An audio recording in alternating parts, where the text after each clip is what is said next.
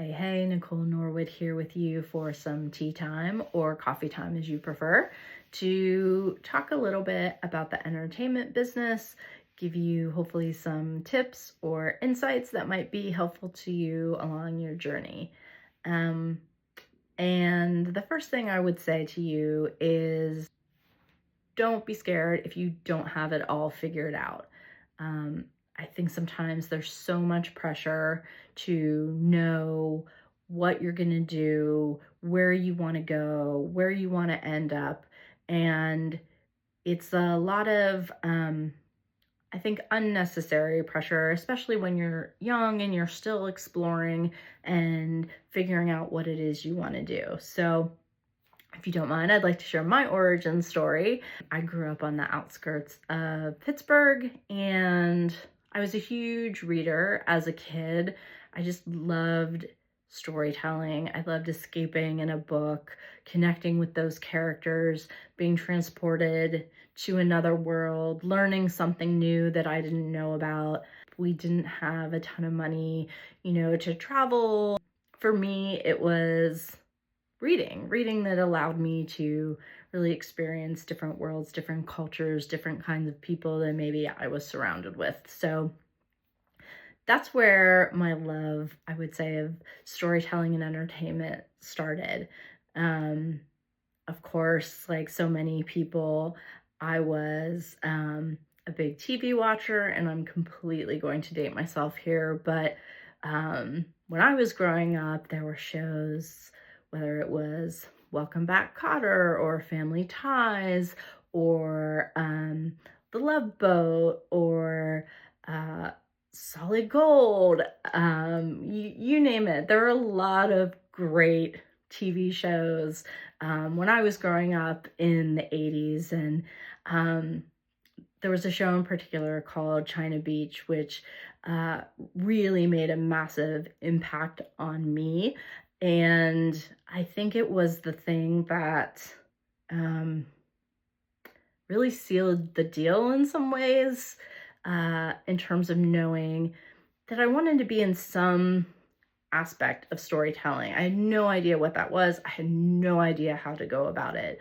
And everything I could think of didn't feel like a career. It just felt like a thing I enjoyed. If I could have read books for a living, I would have, but at the time I had no idea where to go. So in my mind, I thought, okay, well, journalism is kind of in the ballpark. You read, you write, you really have to figure out how to tell stories in a way that compels an audience. So long story short, I ended up at Northwestern, at the Medill School of Journalism. Hi, Northwestern, little plug there. But at the time, Northwestern was really focused still on newspapers.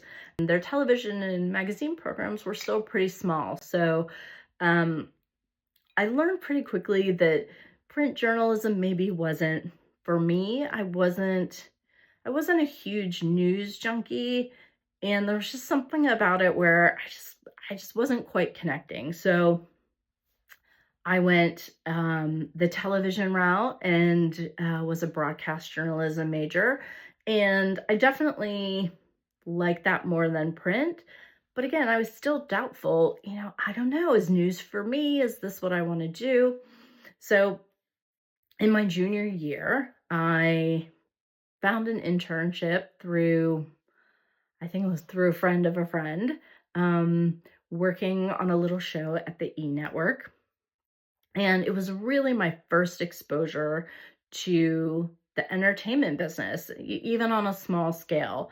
And it was an interesting experience, both good and bad. Obviously as an intern, you're at the bottom of the food chain and you're fetching the coffee and doing all the menial stuff, making copies, degaussing tapes. That really dates me. But it was still exciting to be surrounded by these people who are so creative and creating content in this way. So I went back to school. I finished my degree and I still kind of struggled with what I wanted to do next. I had a friend who's an actress who was moving out to LA. Hi, Nancy Ann. And she said, come with me. It's going to be great. We'll figure it out. And I was like, why not? And I don't know what else I'm going to do. So we packed up and we moved out to LA, and we knew no one. Like, no one. We had no clue what we were doing. We got a little apartment. I was looking in the want ads for jobs because, of course, that's where you find entertainment jobs. But we were just young and optimistic, and we'd figure it out. And so, you do. Through a friend of a friend of a friend, I got an interview at the Gersh Agency, which is a talent agency. They represent writers and actors and directors and authors. And I started working for 2 TV lit agents. I think I made $350 a week before taxes. And I loved it. I did not love the agency world, but I loved being around creative material. I loved talking to the writers. I loved reading their scripts. And I was like, yeah, this might be the thing for me. But again, like, I didn't think agency world was for me, but I didn't know what was. So my next job was at Brillstein Gray. And that was a little bit more interesting because all of a sudden you're actually in the creative process of making television. And I think at the time, The Sopranos was a script in a drawer. It hadn't even been made yet. So, you were really at the sort of, for me, at the beginning of discovering what television was, going to tapings, and that was just really exciting. And from there, I went to the WB network, and I was working as an assistant in programming there, and that's where I got my first executive job. And I think that's where I really went, okay, this is for me. This is really where I feel like it's the perfect marriage of the things I love, what I think I'm good at, and it's been full speed ahead since then. So all of this is to say, take your time. The first thing isn't necessarily going to be the right thing, and you don't need to know everybody in town.